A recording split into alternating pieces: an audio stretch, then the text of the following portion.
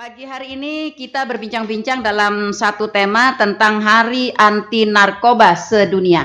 Kalau biasanya kita mendengarnya ada Hari Anti Narkoba Internasional. Apakah ini sama atau bagaimana? Nanti akan kita dengar penjelasan dari Pak Pereh Hidayat. Silahkan Pak. Baik, terima kasih Bu.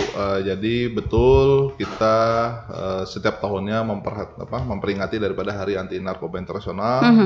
Di mana ini kita serentak di Indonesia dilaksanakan pada 26 Juni setiap tahunnya. Nah, tentunya dengan peringatan hari ini kita berharap masyarakat, ya kan, kita bersama-sama, ya, kita bersama-sama melakukan pencegahan peredaran daripada peredaran gelap narkotika itu, penyalahgunaan, ya. Ya, jadi kita berfokus di situ, gitu. Nah, selain di bidang pemberantasan, ya kan, kita berfokus daripada pencegahan. Ya. Di sini kita BNN tidak bisa sendiri, ya kan. Nah, di sini mari kita sama-sama kita ajak, ya kan. Selama ini kita BNN bekerja sama dengan pemerintah daerah, bekerja sama baik dengan TNI Polri, ya kan. Kita selalu bekerja sama untuk melakukan pencegahan. Nah, namun tentunya pencegahan ini akan efektif apabila kita bersama-sama dengan warga, terutama Kabupaten Tanah Laut, turut berperan aktif juga, memperhatikan lingkungannya, memperhatikan keluarganya di lingkungan kecilnya, untuk sama-sama kita melakukan pencegahan narkoba itu. Begitu, Bu. Oke.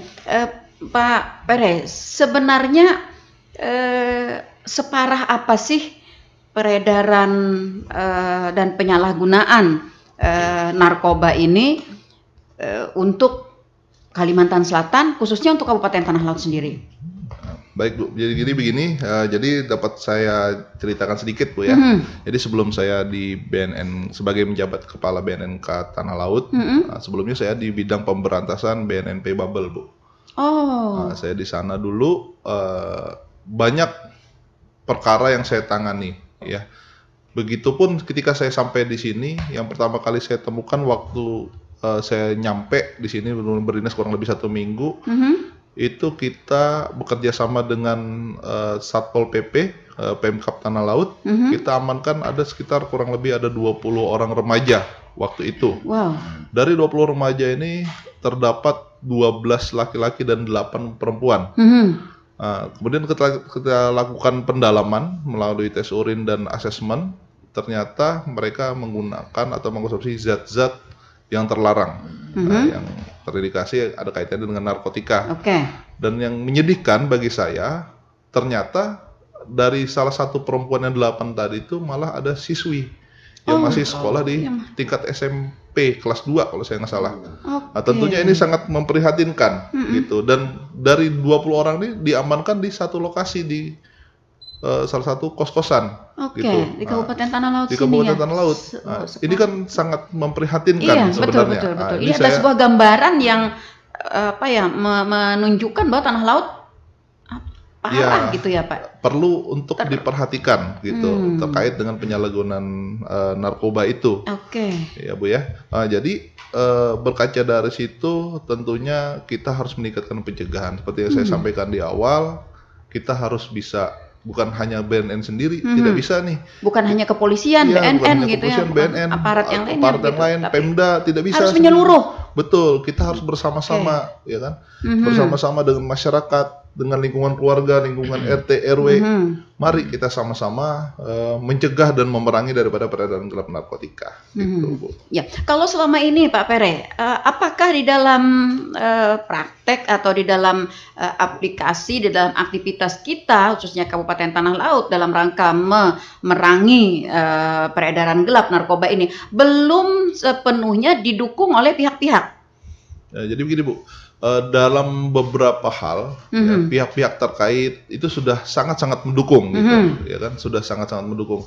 Namun tentunya tidak serta-merta dengan dukungan itu akan mudah dengan hilang peredaran gelap narkoba. Kita harus fokus dan berkontinu, gitu, terhadap peredaran gelap ini. Makanya kalau dari saya pribadi, kita harus membuat konsep jejaring sosial yang kuat, di mana masyarakat terlibat aktif Sama-sama nih kita perangin. Nah, bagaimana memeranginya? Ya kita jangan cuek dengan lingkungan kita. Apabila ada indikasi keluarganya yang mungkin terdampak atau sebagai penyalahguna narkoba, mencurigakan, silakan lapor BNN. Nanti kita akan lakukan rehabilitasi. Jadi jangan berpikir nanti kalau dilapor ke BNN akan ditangkap, gitu, tidak. Ya. Kita di BNN itu ada 3 bidang utamanya. Yang pertama adalah pemberantasan, ini yang bagian nangkep-nangkep lah istilahnya. Kemudian ada bidang pencegahan, ini bagian yang biasa melakukan sosialisasi ke masyarakat. Kemudian ada namanya bidang rehabilitasi. Nah, ini fokus kita adalah melakukan rehabilitasi terhadap pengguna. Jadi nanti apabila ada keluarga ataupun masyarakat di lingkungan yang memang terindikasi menggunakan narkoba, laporkan, nanti akan kita lakukan rehabilitasi melalui proses asesmen. Nanti ketika di asesmen akan ketahuan nih, oh dia harus dilakukan rawat inap, dia akan melakukan rehab jalan.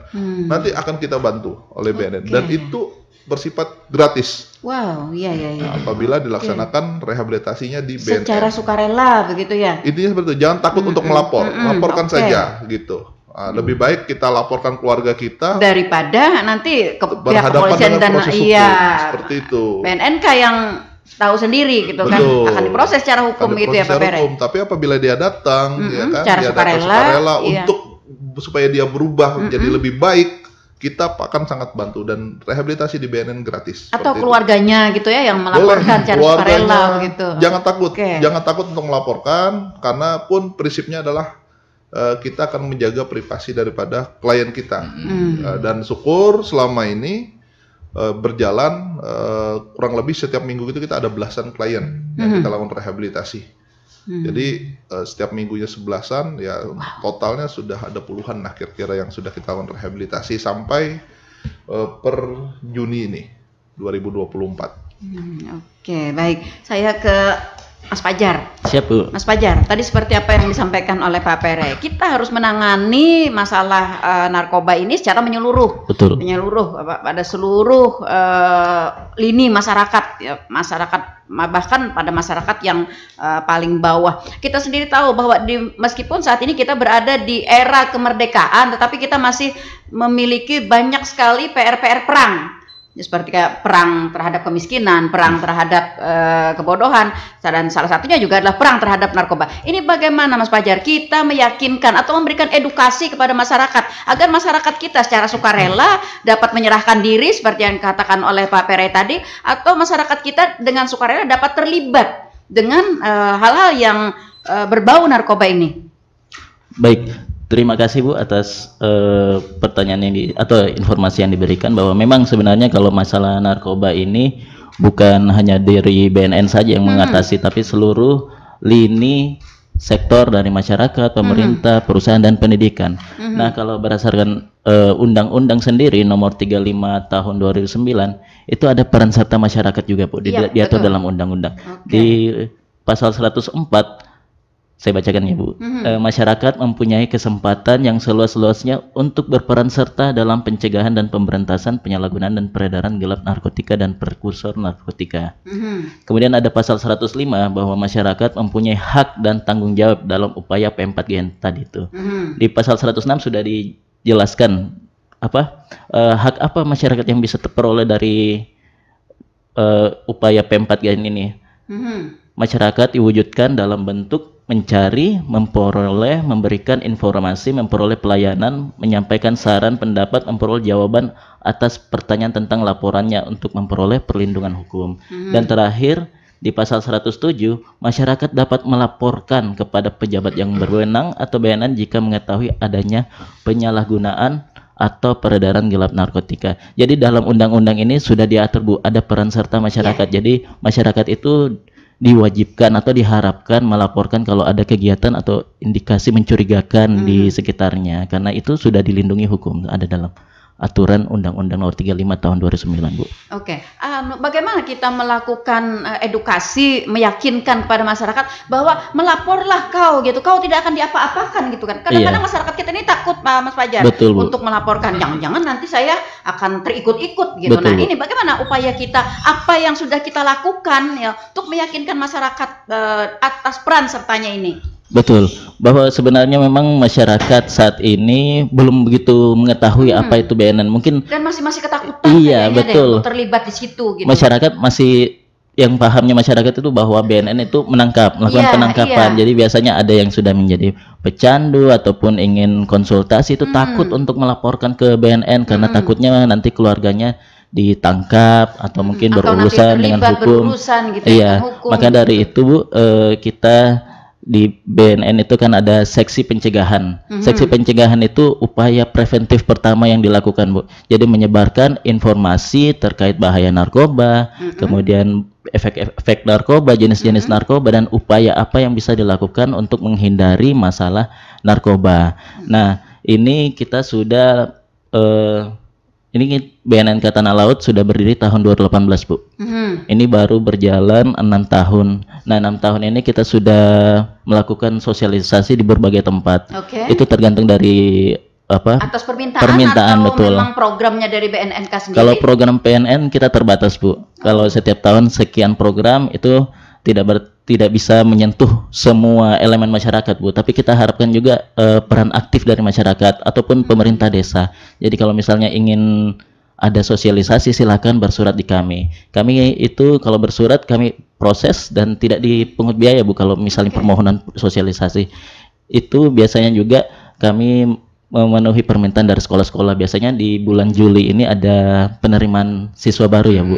Nah, di situ biasanya kami diundang juga untuk menghadiri. Ada juga biasa dari perusahaan, Bu. Dari perusahaan-perusahaan, kadang ada perusahaan yang mencurigai karyawannya itu ada yang memakai. Jadi biasanya ada yang mengundang sosialisasi dan juga mengundang untuk melaksanakan tes urin. Nah, kalau tes urin ini biasanya kan kita melakukan memakai alat 7 parameter.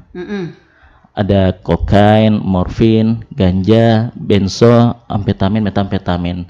Nah, itu semua untuk mendeteksi dini apakah memang ini pemakai atau tidak. Nah, kalau biasanya kita temukan yang positif itu kita biasanya mengarahkan untuk direhabilitasi.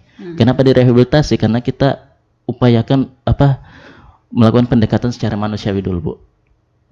Jadi harapannya jangan sampai ya kalau dia dari perusahaan kemudian di tes positif itu langsung dipecat, ataupun dari PNS ada yang positif itu langsung dipecat.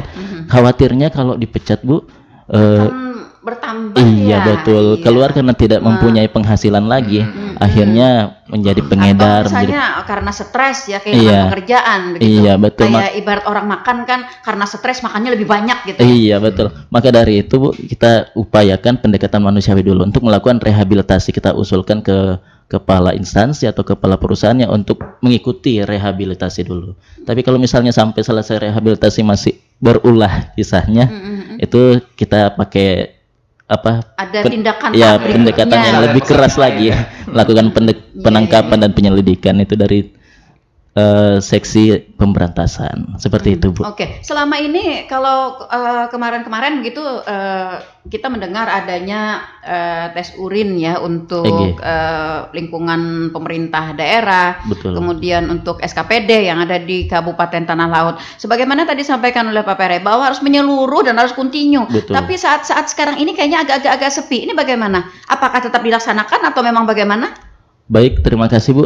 Untuk pemeriksaan tes urin ini kita sudah punya instruksi Presiden nomor 2 tahun 2020. Di situ dalam isi Inpres tersebut ada yang meminta kepada seluruh pemerintah daerah agar bisa melaksanakan rencana aksi. Nah, rencana aksi ini yang dilakukan secara internal di Pemdanya. Seperti apa? Seperti melakukan sosialisasi internal. Maksudnya sosialisasi kepada pegawai-pegawainya. Itu bisa dilakukan mandiri atau boleh mengundang kami juga. Itu yang pertama. Yang kedua, ada sosialisasi melalui media sosial atau media spanduk. Jadi mereka juga turut aktif menyebarkan informasi melalui pemasangan spanduk di lingkungan kantor atau melalui media sosial yang dikelola kantor itu sendiri. Kemudian yang ketiga, ada pembentukan regulasi. Nah, saat ini kita sudah punya regulasi pemerintah daerah nomor 3 tahun 2022 tentang pelaksanaan P4GN di daerah. Itu kita sudah punya dasar hukum di Kabupaten Tanah Laut. Itu regulasi kita sudah punya. Kemudian yang keempat ada satuan tugas. satuan petugas ini yang dibentuk di dalam SKPD masing-masing. Jadi ada penanggung jawab kalau ada masalah narkoba di instansinya. Dan terakhir pelaksanaan tes urin. Nah, tes urin ini kita kerjasama juga dengan Pemda itu selama masuk 5 tahun ini dari 2020 sampai 2024 hampir selalu dilaksanakan, Bu. Jadi yang dikoordinir oleh dari pihak Kesbangpol, pihak Kesbangpol yang mengundang seluruh SKPD untuk melaksanakan tes urin.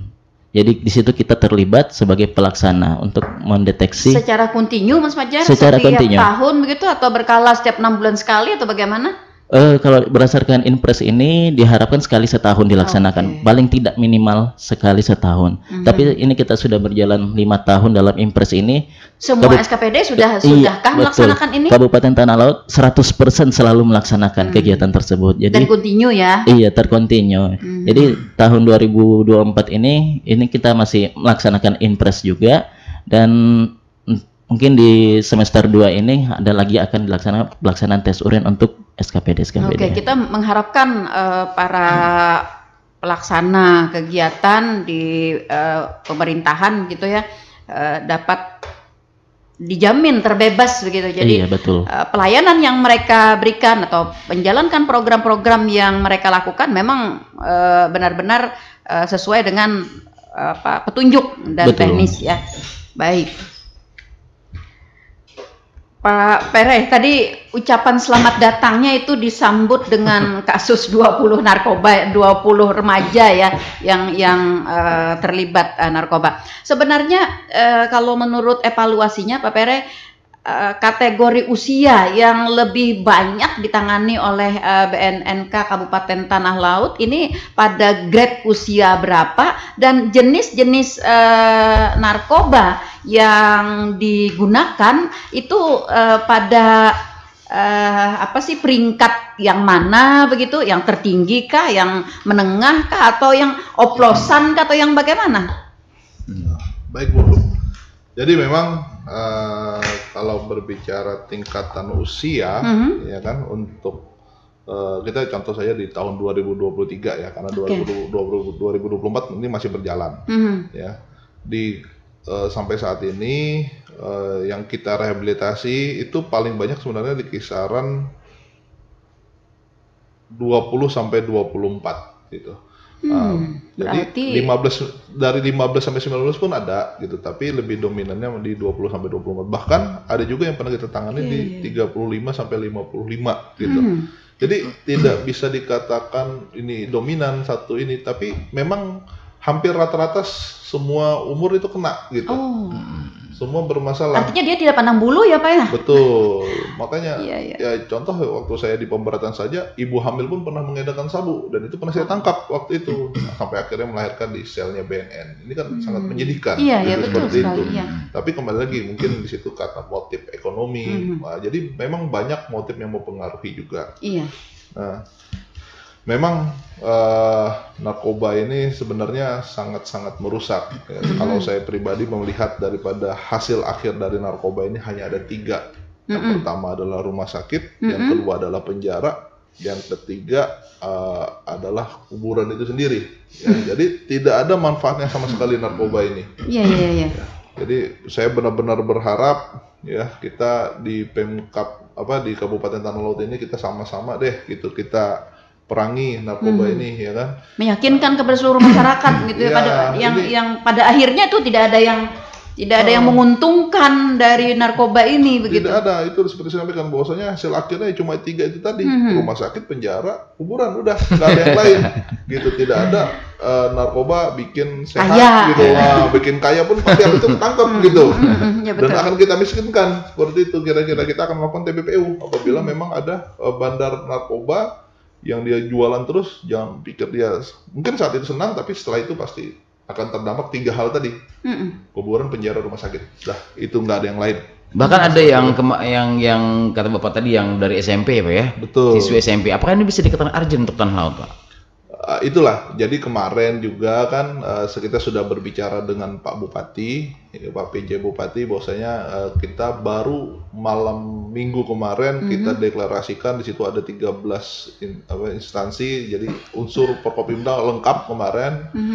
kita mendeklarasikan bahwasanya Kabupaten Tanah Lautnya adalah kabupaten layak untuk ibu dan anak. Nah, jadi termasuk di situ adalah daripada perlindungan terhadap narkoba. Ya, jadi kita memang berfokus ini narkoba tidak bisa dibiarkan gitu. Ini kita harus peran aktif semuanya, tidak bisa sendiri-sendiri SKPD berjalan sendiri-sendiri gitu. Semua harus sama-sama kita perangi, termasuk itu dari awal kita harus libatkan masyarakat itu sendiri. Nah, dan kalau kita di BNN sendiri, kita namanya punya program Desa Bersinar. Nah, ini terus berjalan. Dari hasil evaluasi kita sudah banyak desa-desa, bahkan desa-desa pun pengen program ini dilaksanakan di tiap desa. Dan berdasarkan data nih Bu, dari 2001 sampai 2024 ini dari jumlah 130 desa, berapa desa kita yang bersinar? Kalau untuk Desa Bersinar Bu, dari tahun 2020 sampai sekarang itu sekarang sudah 9 desa bersinar. Nah, untuk 2024 sampai 2026, 3 tahun ke depan kita sudah usulkan 6 desa lagi yang akan diusulkan program Desa Bersinar. Jadi program Desa Bersinar ini adalah program yang ditujukan memang untuk kepada desa atau kelurahan yang paling rawan. Jadi awalnya itu kita melakukan pemetaan dulu, untuk melihat desa-desa mana sih yang banyak kasusnya, kemudian ada barang buktinya, kemudian banyak tingkat kriminal di sana. Nah, kalau kita sudah tetapkan kategori desa-desa tersebut, maka kita usulkan supaya dijadikan program Desa Bersinar di tempat itu. Tapi tidak semua desa bisa kita jadikan Desa Bersinar karena anggaran kita terbatas juga Bu. Tiap tahun itu cuman bisa melaksanakan dua desa aja, di 2 desa saja. Jadi kalau misalnya sebuah desa sudah ditunjuk, maka dalam 1 tahun anggaran itu kita fokuskan masing-masing kegiatan itu di desa tersebut Bu. Jadi desa-desa bersinar yang memang telah ditunjuk atau yang akan ditunjuk ini memang dari desa-desa yang rawan. Tujuannya apa? Tujuannya supaya dia bisa bersih narkoba. Tujuannya desa bersih narkoba. Jadi angka-angka kriminal, angka-angka kasus itu bisa diharapkan menurun. Betul Bu. Jadi kriterianya harus yang memang prioritasnya memang nggak rawan, rawan itu ya. Iya betul, yang rawan. Pemikiran masyarakat Desa Bersinar ini bersih dari narkoba, zero dari narkoba sebenarnya.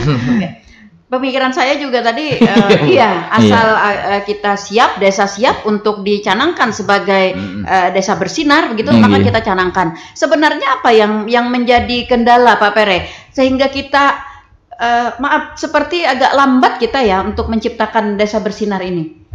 Sebenarnya bukan lambat Bu ya, tapi memang kita kan berfokus kepada desa yang kita petakan itu sendiri, peredaran narkobanya cukup tinggi di situ. Makanya kita kan tetap berbicara skala prioritas gitu. Kalau desanya tidak ada narkoba istilahnya atau rendah, tentunya kan ngapain kita fokuskan di situ. Jadi kita lebih berfokus ke yang memang di mana tempat itu banyak narkobanya nih gitu, banyak penyalahgunanya. Di situ yang kita tekan gitu. Tapi tetap kita tidak mengabaikan desa-desa yang lain. Kita tetap melakukan sosialisasi di desa yang lain. Betul, kita fokus ke Desa Bersinar. Kita bersihkan desa itu supaya sama-sama nih kita bersih dari narkoba gitu. Tetapi itu tadi kita tidak bisa melepaskan juga desa-desa yang lain. Iya betul, karena kan maksud saya begini Pak, ketika kita fokus kepada desa yang memang sudah banyak punya permasalahan terkait dengan narkoba ini di situ begitu, desa lain yang memang sebenarnya dia sudah bersih, belum ada apa-apa begitu, ini nanti akan sempat terkontaminasi begitu, sempat dimasuki. Nah, maksud kita ketika ini tidak ada, kita jaga gitu, kita rangkul agar dia tertutup sama sekali untuk tidak dimasuki, tidak dikontaminasi oleh pengaruh-pengaruh narkoba itu.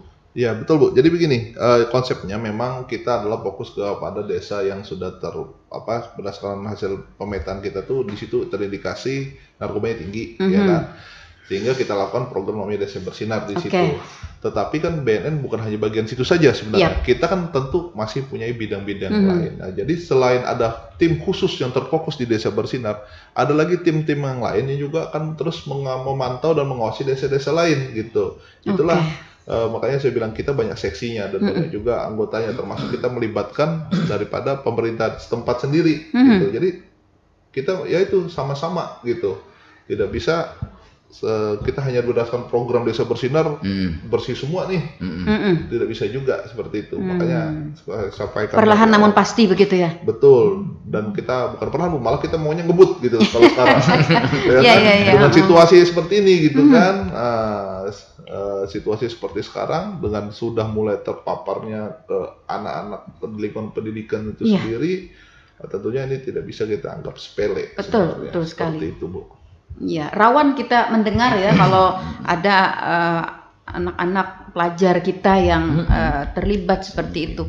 Nah, tadi pertanyaan saya Pak Pere, apakah kebanyakan jenis narkoba yang beredar di tanah laut ini di grade yang tinggi, di grade yang penengah, sedang, atau memang buatan sendiri atau bagaimana begitu? Sehingga kayaknya kayak mudah banget gitu mereka dapatnya. Ya, jadi memang karena kita ini Indonesia ini kan negara kepulauan, Bu, ya, jadi banyak akses pintu masuk dari apalagi tanah laut ya. Ya, tanah laut. Kita kan pesisir juga nih. Oke, iya. Ya kan? Tapi daerah transit juga. Tapi kalau berdasarkan data, Bu, di 2021 itu untuk sabu sendiri itu jumlah yang berhasil diamankan itu sebanyak 685 gram. Kemudian di 2022 ini meningkat menjadi 2.351 gram. Ketika di tahun 2023 berhasil kita tekan sehingga menurun jadi 431 gram. Terakhir di tahun 2024 sampai bulan Mei ini bisa kita tekan. Ya kan, kita cegah terus nih. Jadi sampai sekarang baru berhasil diungkap sebanyak 177 gram. Artinya kalau kita melihat data ini, ya kan, tingkat peredaran semakin kesininya semakin mengecil, dapat ditekan gitu. Namun kembali lagi bukan berarti tidak ada penyalahguna, tetap akan ada gitu. Makanya kita terus akan tingkatkan, kita ajak terus nih masyarakat, mari sama-sama nih kita cegah daripada narkoba itu, daripada kita masuk harus sampai pengobatan rehabilitasi, harus sampai lakukan pemberantasan gitu. Mending kita lakukan pencegahan sama-sama. Oke, baik. Dalam rangka Hari Anti Narkoba Sedunia, ini rencana aksi yang signifikan sebagai kado Hari Anti Narkoba Sedunia ini apa yang kita lakukan, Pak Pere atau Mas Fajar? Terkait Hari Anti Narkotika Internasional ini merupakan hari yang diperingati setiap setahun sekali, setiap tanggal 26 Juni. Nah, ini asal muasalnya HANI ini itu pertama dari PBB yang melakukan Operation Thunderbolt. Di situ di tahun 1987 di Trinidad Tobago dilakukan rapat terkait masalah narkoba ini. Nah, dari narkoba situ ternyata diketahui bahwa narkoba ini beredar luas, tersebar luas di dunia. Jadi mulai saat itu ditetapkanlah tanggal 26 Juni itu sebagai Hari Anti Narkotika Internasional. Tapi ini bukan hari untuk menyambut atau memeriahkan, tidak. Hari ini sebagai peringatan bahwa betapa berbahayanya. Iya, betul. Peringatan bahwa betapa berbahayanya narkoba ini, sampai dunia internasional pun juga mengakui bahwa narkoba ini sangat berbahaya. Nah, apa sih kado yang biasa diberikan untuk masalah HANI ini? HANI ini biasanya kita peringati setiap tanggal 26, baik dari tingkat pusat, provinsi, kabupaten, itu biasanya melakukan kegiatan deklarasi, kegiatan pemberian piagam penghargaan kepada yang aktif melakukan kegiatan P4GN. Itu upaya yang kita lakukan dalam peringatan Hari Anti Narkotika Internasional. Termasuk di Kabupaten Tanah Laut ini nanti tanggal 26 juga kita sudah izin di Aula Saruntung nanti itu upaya melakukan kegiatan peringatan juga di sana. Jadi di situ kita mengundang semua Forkopimda, SKPD terkait dan juga desa-desa bersinar. Nah, di sana nanti kita akan memberikan, selain dihibur pakai pengisi acara juga nanti disampaikan sambutan-sambutan terkait bagaimana sih masalah narkoba saat ini. Itu akan kita laksanakan hari Rabu ini tanggal 26 Juni. Oh begitu. Adakah kita misalnya memberikan semacam contoh begitu Mas Fajar. Ini loh orang yang sudah pernah memakai narkoba dan beginilah kehidupannya begitu. Sehingga bagi para remaja, bagi para orang tua, nih dapat mengambil contoh seperti ini sehingga ada rasa ketakutan dalam diri begitu. Bukan ketakutannya terhadap hukum, tapi ketakutan terhadap masa depan dan kondisi fisik diri juga kondisi fisik kita. Ya kalau menggunakan klien kita pernah di tahun lalu kita ada kegiatan dialog interaktif remaja. Jadi dialog interaktif itu remaja itu difokuskan kepada 10 remaja yang aktif di salah satu desa bersinar. Nah, remaja aktif ini diharapkan bisa menjadi perpanjangan tangan kami. Jadi bisa menginformasikan ke teman-teman sebayanya terkait masalah narkoba ini. Nah, pada saat itu juga kita pernah mengundang satu mantan pemakai ya. Mantan pemakai di situ dia sharing pengalamannya. Pengalamannya memakai narkoba. Ulun nggak bisa sebut nama nama klien tersebut. Nah, di situ disebutkan bahwa dia pernah beberapa kali melakukan operasi ginjal, batu ginjalnya itu menemukan pemakaian narkoba itu sendiri. Di situ dia share, anak-anak terkejut. Oh, seperti inilah dampak gitu dari mantan pemakai ini seperti inilah bentuknya. Badannya yang kurus kering begitu ya. Sampai sekarang masih mengikuti perawatan karena memang dampak narkoba ini sangat berbahaya karena bisa merusak organ-organ yang di dalam tubuh, yang ada di dalam tubuh. Di samping berbahaya, pemulihannya itu memerlukan waktu yang sangat panjang dan biaya yang tidak sedikit tentunya. Betul. Nah, ini yang perlu ditanamkan juga kepada para remaja kita, para orang tua. Jangan terikut-ikut mungkin kebanyakan, apalagi kalau para remaja ya, pemuda begitu, karena ngetren-ngetrenan begitu ya. Iya. Dari sekian dampaknya yang mudaratnya Bu ya, yang merugikan, bagaimana Pak Ferry, kenapa jadi marak permasalahan narkoba ini? Apakah mungkin karena bisnisnya menjanjikan atau bagaimana? Iya, ya kita seperti saya sampaikan tadi, memang banyak motifnya ya. Tapi kalau di kalangan remaja kan biasa karena pergaulan itu sendiri.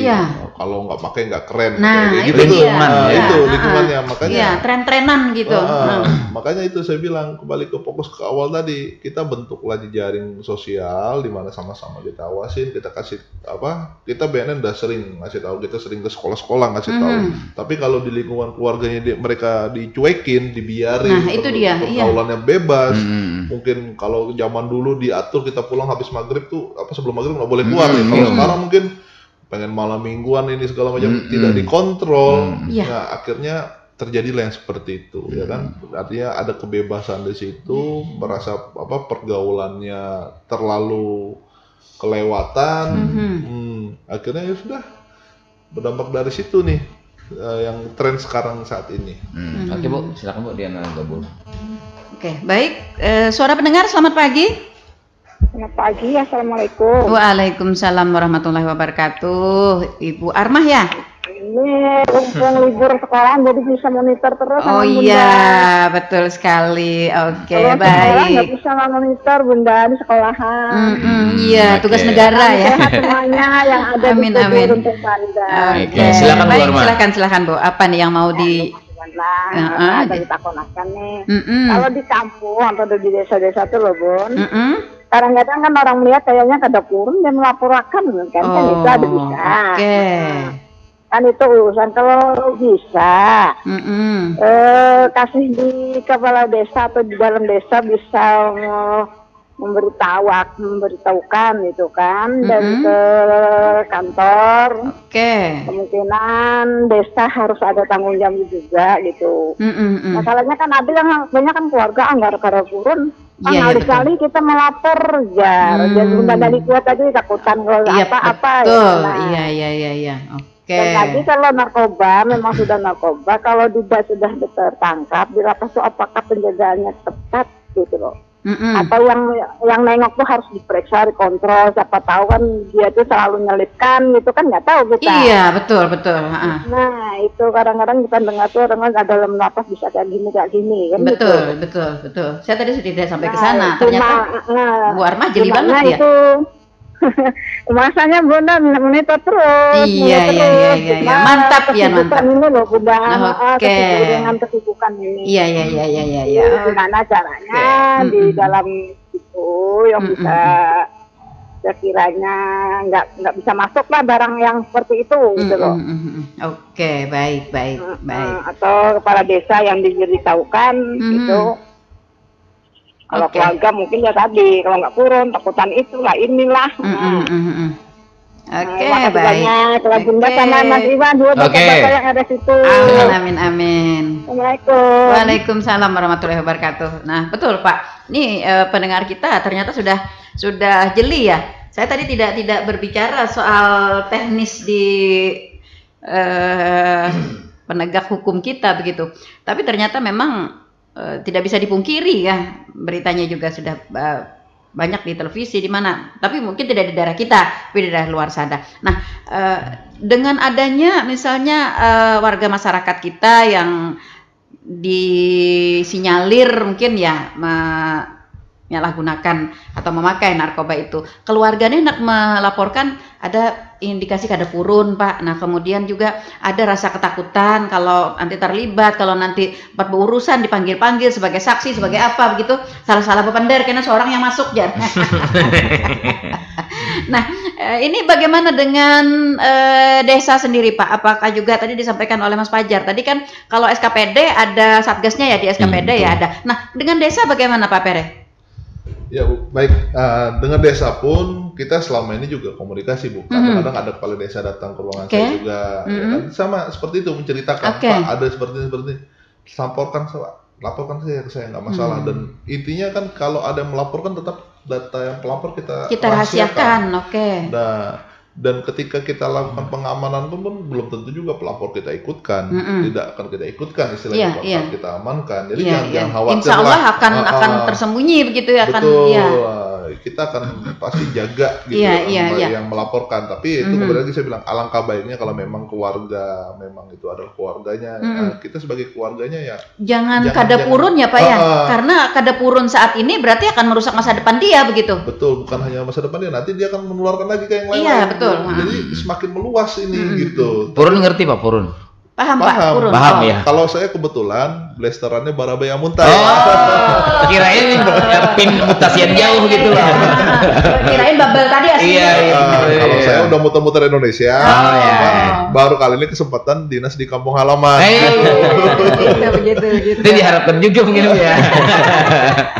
Jadi kalau bahasa Banjar ngerti, cuman kita karena konteksnya ini kan nggak mungkin pakai bahasa Banjar gitu. Makanya kalau saya sangat paham. Nah, jadi kalau memang ada seperti itu gitu, apalagi makanya yang kita harapkan ini lingkungannya dia sendiri terkecilnya sampaikan gitu, supaya masa kita mau keluarga kita seperti itu terus. Iya, gitu. Terus menerus begitu. Betul, dia yang pada akhirnya nanti akan semakin jauh. Betul, dan akan lebih terdampak lagi, ya kan? Nah, kembali ketiga itu tadi, kuburan, rumah sakit, penjara, tidak ada yang lain. Tapi kalau dilaporkan untuk direhabilitasi, dia bisa menjadi manusia yang lebih baik. Seperti itu, Bu. Atau misalnya keluarganya tidak berani atau tidak sanggup untuk melaporkan ke BNN secara langsung, ya melalui kepala desa begitu ya Pak ya. Apakah di desa juga dibentuk ada kayak satgas atau begitu, satuan pengaman narkoba ini atau bagaimana Pak Fajar? Baik Bu, meneruskan dari Inpres Ren nomor 2 tahun 2020 tentang Rencana Aksi Nasional P4GN, itu di dalam isinya juga meminta masing-masing Pemda membuat rencana aksi daerah. Nah, rencana aksi daerah ini yang turun ke pemerintah desa. Jadi selain di tingkat SKPD ataupun di tingkat camat, di desa-desa juga sudah diminta untuk melaksanakan kegiatan P4GN. Kegiatan P4GN itu tidak sulit sebenarnya, cuman melakukan upaya preventif pencegahan melalui sosialisasi. Jadi diharapkan desa-desa itu juga bisa berperan aktif, Bu. Jadi kalau misalnya tidak bisa menyampaikan materi internal, maksudnya dari aparat desa ke masyarakat, itu bisa mengundang kami. Jadi diharapkan dari RAD Rencana Aksi Daerah ini desa-desa itu masing-masing punya peran aktif dalam pelaksanaan P4GN. Seperti itu, Bu.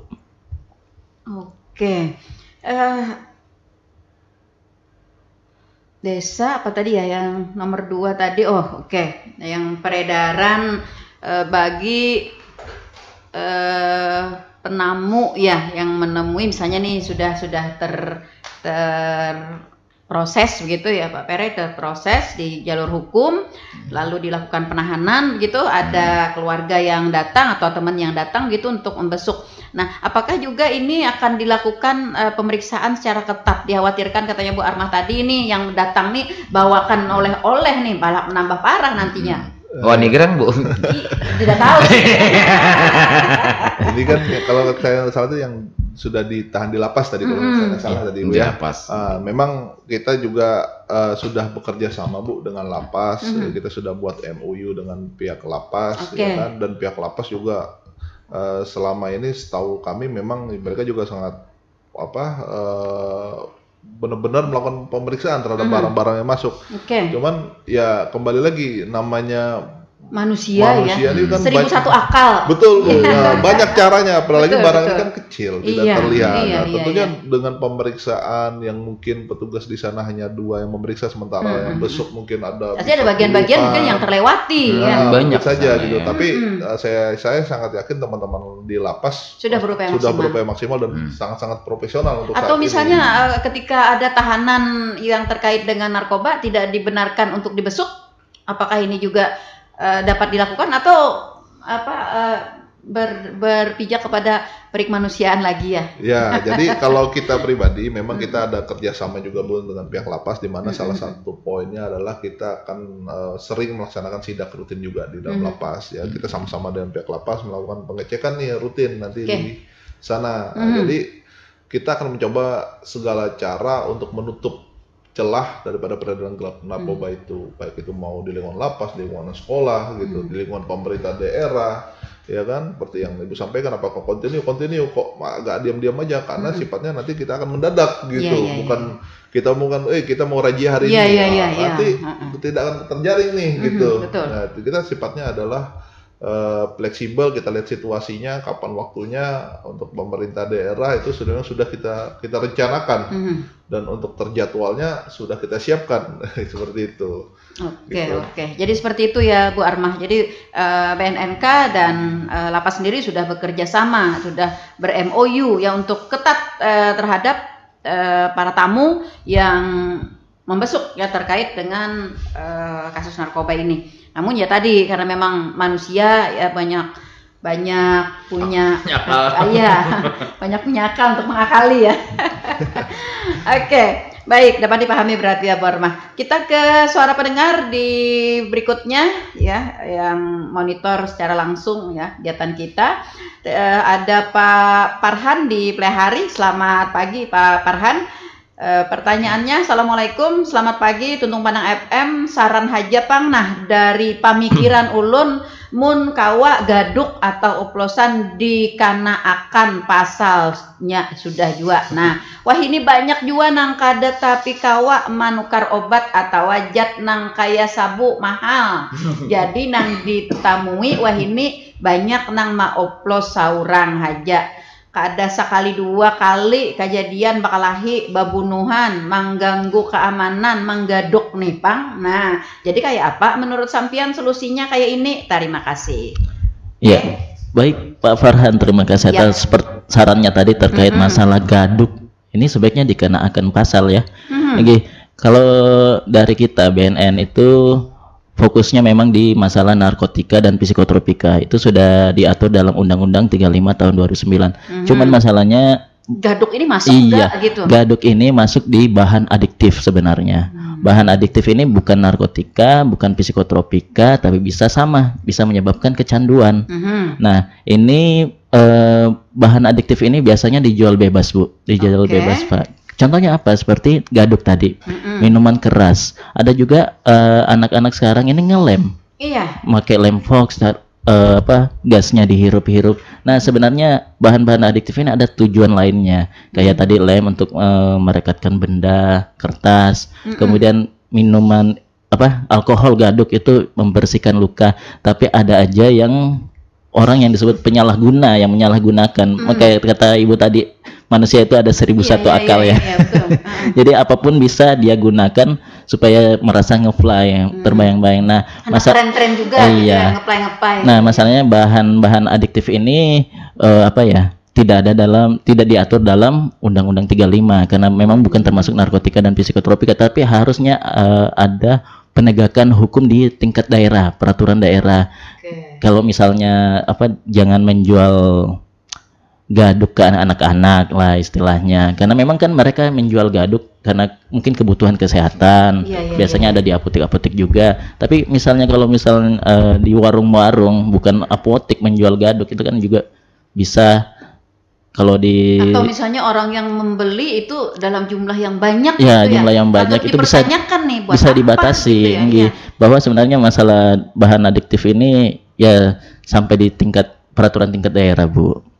Jadi harus dari daerah yang punya penegakan hukum yang lebih ketat terkait masalah peredaran bahan-bahan adiktif seperti itu, Bu. Lalu BNNK sendiri untuk memberikan asistensi kepada pemerintah daerah tentang permasalahan gaduk ini, bagaimana Mas Fajar? Kalau masalah gaduk ini memang sih ada sampai di tingkat kecanduan.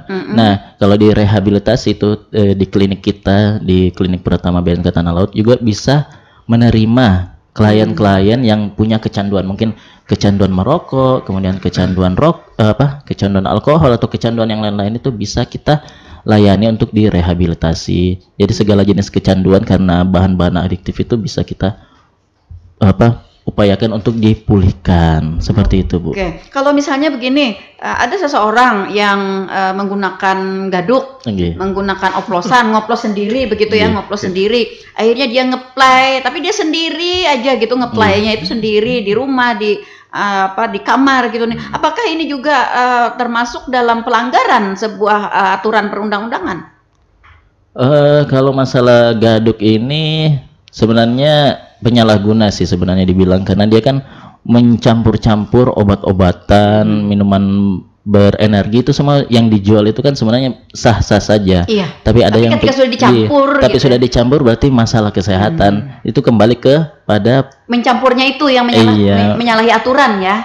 Karena menyalahi juga bukan, tapi cuman bermasalah pada dirinya, karena kalau tubuh itu kalau zat-zat kimia masuk ada batas-batas tertentu yang bisa masuk, bisa di metabolisme atau dikeluarkan dari tubuh. Tapi kalau misalnya dia campur-campur, tidak tahu reaksi zat-zat kimia dalam tubuh, itu orang biasanya kalau pakai miras-miras oplosan biasanya mati mendadak, Bu.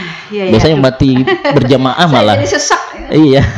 Karena biasa ada acara-acara kayak kawinan-kawinan gitu. Setelah acara kawinan sama-sama menenggak minuman keras, kemudian dicampur-campurlah sama obat-obat batuk, obat-obat minuman berenergi lainnya. Itu karena kalau tubuhnya sudah tidak bisa menampung zat-zat kimia yang masuk, itu bisa menyebabkan kematian mendadak. Jadi sebenarnya dalam masalah aturan ini tidak melanggar aturan undang-undang karena tidak melarang, itu cuman ya berdampak ke pemakainya atau penyalahguna itu sendiri, karena itu berbahaya karena mencampurkan zat-zat kimia seperti itu, Bu. Dan efek penggunaannya mungkin mengganggu ketertiban umum. Masalahnya nanti sampai ke efeknya, masalah sosial yang timbul. Ini berarti penyuluhan dan edukasi kita nih yang harus lebih gencar ya. Betul, yang lebih gencar, memberikan penyadaran kepada masyarakat. Bahkan seperti yang tadi saya sampaikan, kita butuh kalau bahasa Banjarnya Pak Pere, menampaikan gitu. Menampaikan ini loh orang yang sudah diam-diam mengoplos sendiri, mengkonsumsi sendiri begitu. Akibatnya ini seperti ini gitu. Iya, betul. Dalam aksinya sendiri mungkin ya, mohon maaf kalau salah. Dari BNNK sendiri setelah mungkin ada melakukan sidak atau segala macam dan menemukan dengan orang-orang yang menggunakan gadok ini bagaimana? Jadi kalau memang ini sudah pernah juga sebenarnya kita pun sering sebenarnya. Kita seringnya gimana kalau yang kemarin kalau kita sampaikan yang gaduk ini memang tidak diatur di dalam Undang-Undang 35 ya kan, karena di situ lebih spesifik mengatur daripada narkotika. Golongan 1 gitu. Itu yang dilarang terkait penyalahgunaan, jelas dia spesifik. Tapi kalau yang dicampur-campur itu tidak diatur memang. Sehingga kalau tidak diatur tentunya tidak bisa dipidanakan. Seperti itu. Tetapi terkait dengan seperti yang tadi disampaikan, kita memang sering menemukan, kita kerjasama sama Satpol PP ada mengamankan yang seperti itu gitu. kita bawa nih tetap di kantor, kita lakukan asesmen, ya kan? Kita tidak serta merta kita lepas, tidak, kita asesmen, kita lihat keparahannya seberapa parah sih ini anak gitu, nah, sehingga nanti kita lakukan rehabilitasi, ya kan? Kita lakukan rehabilitasi berdasarkan hasil kita amankan sama-sama Satpol PP tadi, kita panggil orang tuanya, kita kasih tahu nih anaknya seperti ini, nah, kita nanti sarankan ke orang tuanya harus berbuat apa, kemudian terhadap anak ini kita lakukan rehabilitasi sampai dia benar-benar melepas daripada gaduk itu sendiri. Itu kalau di kitanya seperti itu. Oke, Pak Pere, apakah selama ini kita pernah menangani misalnya orang-orang atau masyarakat kita yang sudah kecanduan atau mengalami keparahan yang tingkat tinggi terhadap penyalahgunaan gaduk ini, penyalahgunaan oplosan-oplosan ini? Kalau yang itu karena saya sebut sebulan nih ada. Iya. Kalau yang masalah pecandu berat itu memang kalau kita sampai muntah darah misalnya atau kantor kan kita memang belum bisa merawat inap, cuman bisa rawat jalan. Nah, rawat jalan itu kalau kita asesmen apakah dia pecandu ringan atau sedang dulu.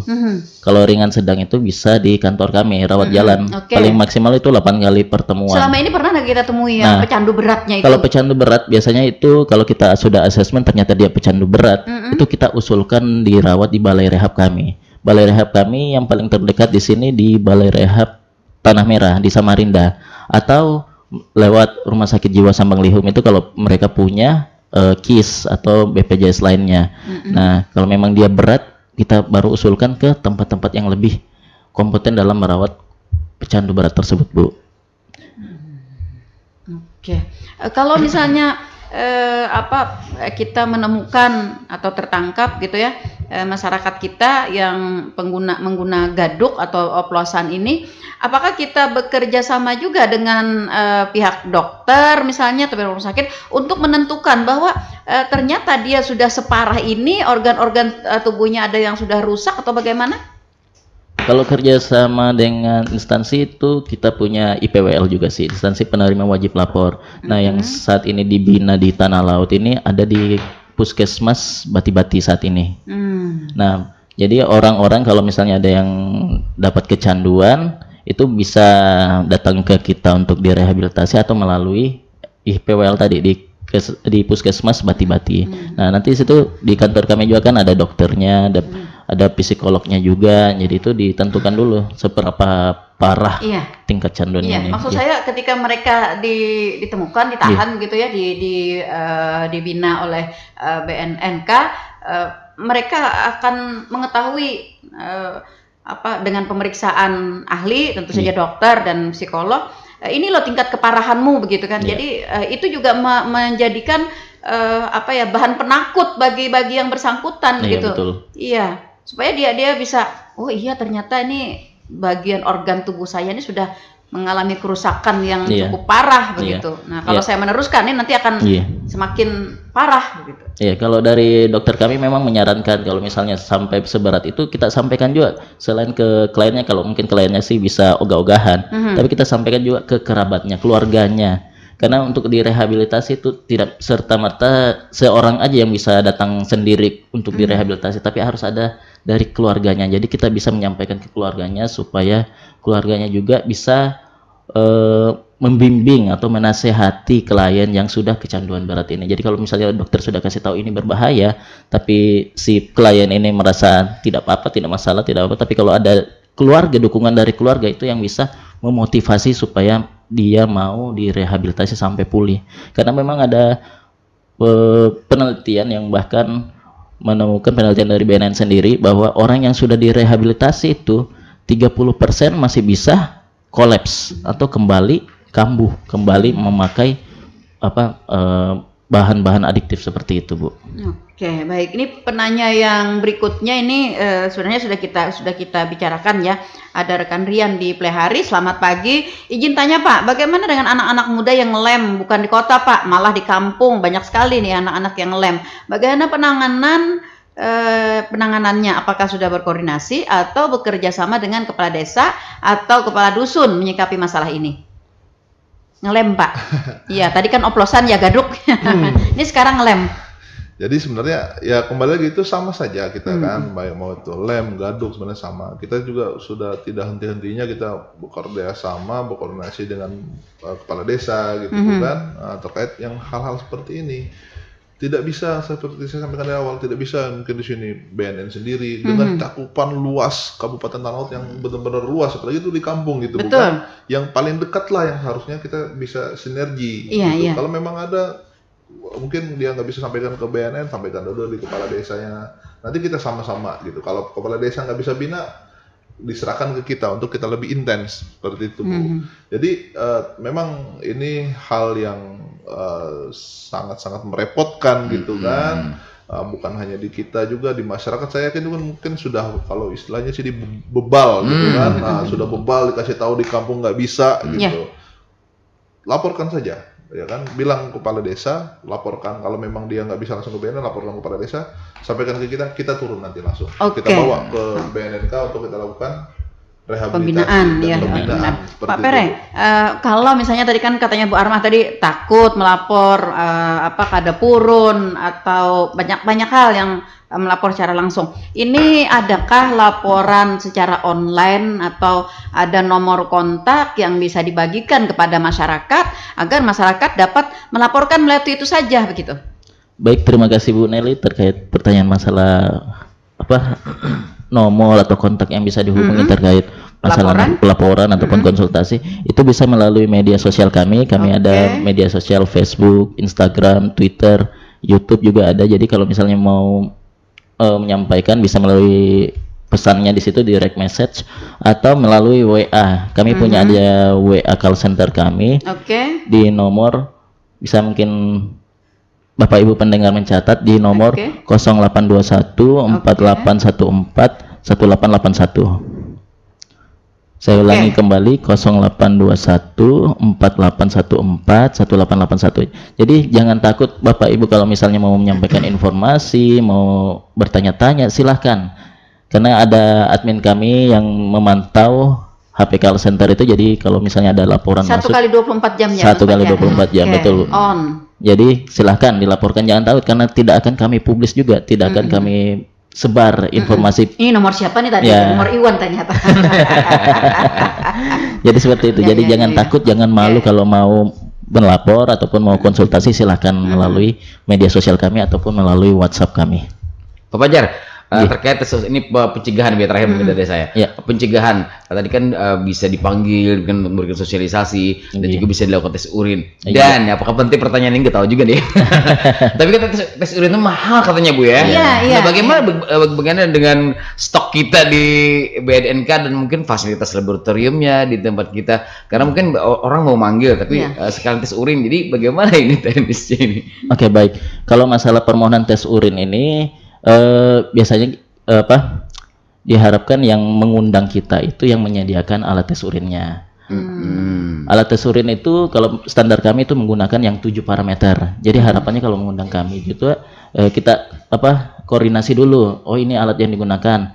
Kalau misalnya perlu bantuan kita bisa bantu. Tapi kalau dari petunjuk teknis kita itu harga alat tes urinnya 140.000 per orang. Jadi kalau misalnya kita mau, artinya itu tidak disediakan oleh BNN tidak disediakan oleh BNN, tapi harus disediakan dari pihak yang meminta untuk melaksanakan tes urin. Karena kita alat tes urin itu hanya untuk klien kalau kita.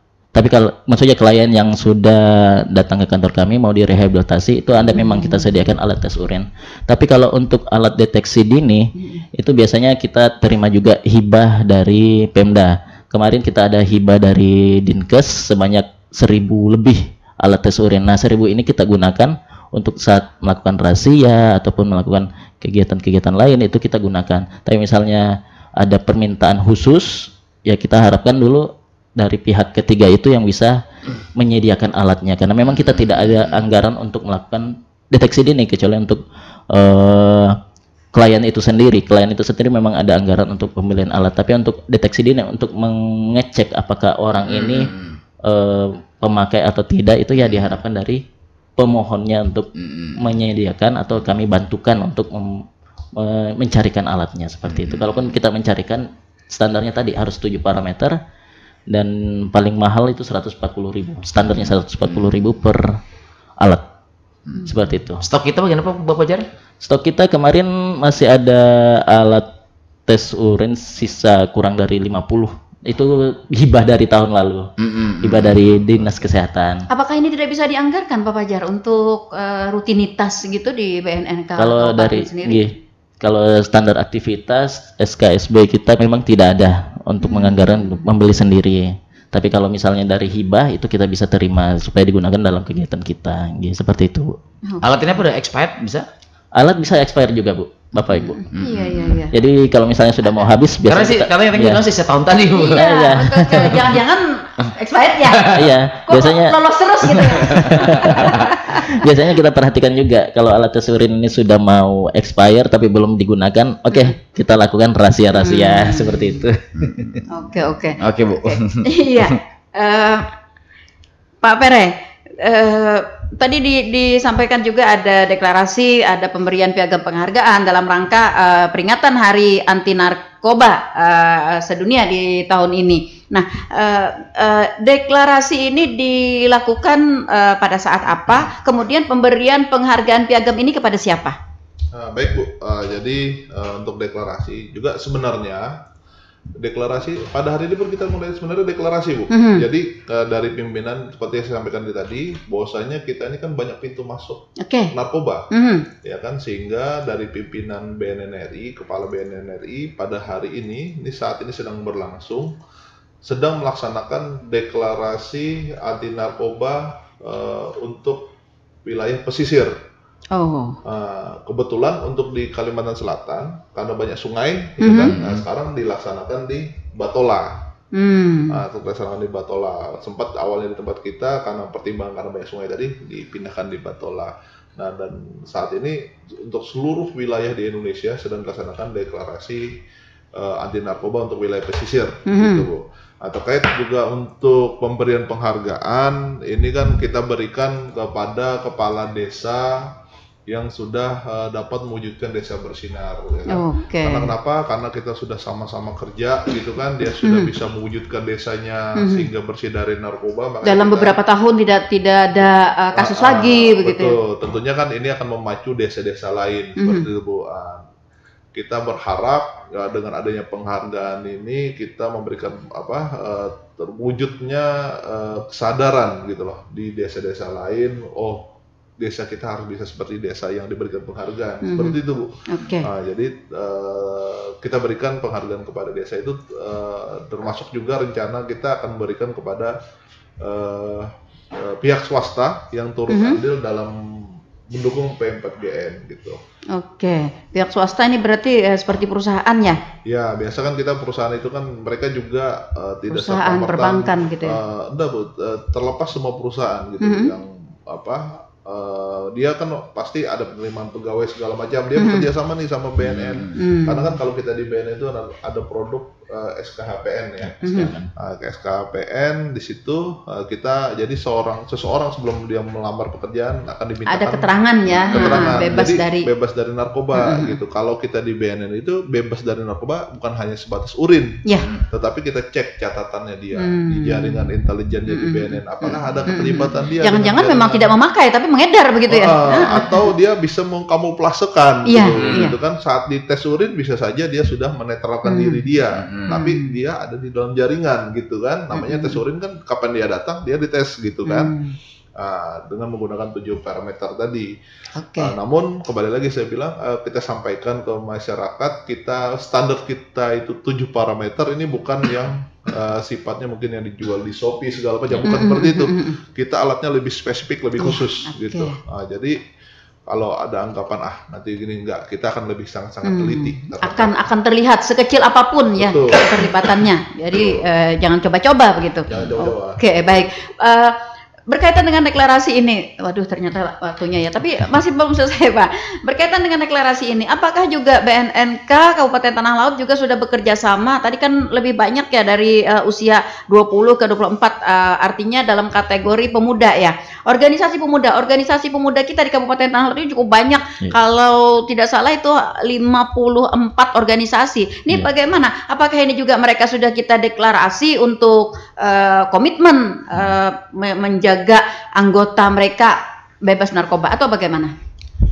Kalau masalah pemberian penghargaan terhadap organisasi kepemudaan itu belum pernah kita lakukan. Kita memang fokusnya ke desa-desa yang bersinar. Tapi kalau untuk kegiatan kita biasa melibatkan organisasi-organisasi pemudaan seperti yang paling sering kita libatkan ini HPPMTL, Himpunan Pemuda Pelajar Mahasiswa Tanah Laut. Itu beberapa tahun ini memang kita sering bekerja sama, melakukan kegiatan-kegiatan. Dia juga biasa melakukan lomba-lomba pidato anti narkoba dan lain-lainnya. Itu tapi sampai sekarang kita belum memberikan penghargaan. Nanti kita bisa usulkan. Iya, akhirnya artinya kan nanti akan memacu semangat mereka begitu dan untuk gencar melakukan rencana-rencana aksi berkaitan dengan narkoba ini. Termasuk nanti juga organisasi kepemudaan lainnya termotivasi supaya ikut bisa membantu kita. Betul. Lalu tentang kampanye, apakah kita juga secara rutin melakukan kampanye anti narkoba ini?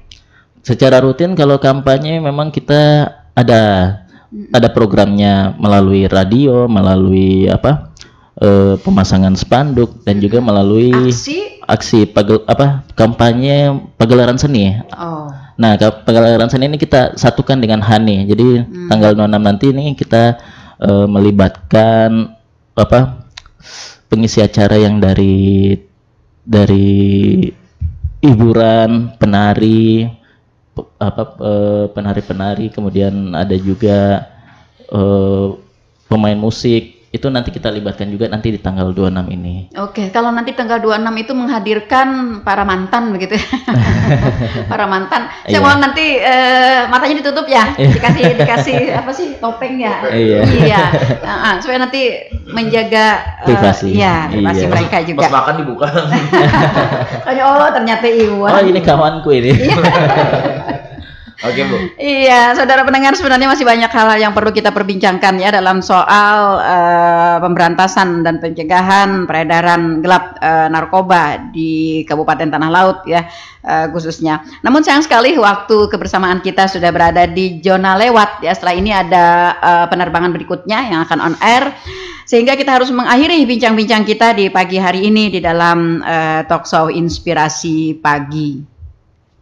Dan meskipun demikian, kami masih tetap ingin meminta closingnya dari Pak Pere. Apa yang himbauan yang bisa disampaikan kepada masyarakat kita dan para pendengar Radio Tuntung Panang FM?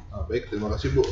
Sedikit saja dari saya, kita dalam rangka Hari Anti Narkoba Internasional tahun 2024 ini kita memiliki tema yaitu masyarakat bergerak bersama melawan narkoba, mewujudkan Indonesia bersinar, bersih dari narkoba. Nah, jadi kembali lagi saya sampaikan, harapan saya adalah mari kita sama-sama bergerak, kita lawan narkoba ini, kita cegah peredaran narkoba dan kita berantas daripada peredaran gelap narkoba ini. Jangan takut untuk melaporkan seperti itu demi Kabupaten Tanah Laut bersih daripada narkoba, begitu. Oke, peran serta masyarakat sangat dibutuhkan. Mudah-mudahan perbincangan kita di pagi hari ini dapat menginspirasi dan terus dapat meningkatkan kesadaran masyarakat kita untuk terlibat sekecil apapun terlibatnya Anda dalam pencegahan peredaran narkoba ini. Itu sangat berarti bagi masyarakat kita, begitu ya Pak? Ya, betul Bu. Baik. Terima kasih Pak Pere atas kebersamaannya, Mas Fajar. Terima kasih juga Mas Bayangkara tadi ya. Dan terima kasih juga para pendengar kami yang sudah setia berkontribusi bersama kami dan juga para pendengar yang selalu setia stay tune di 102,3 RPPR Radio Tuntung Panang FM.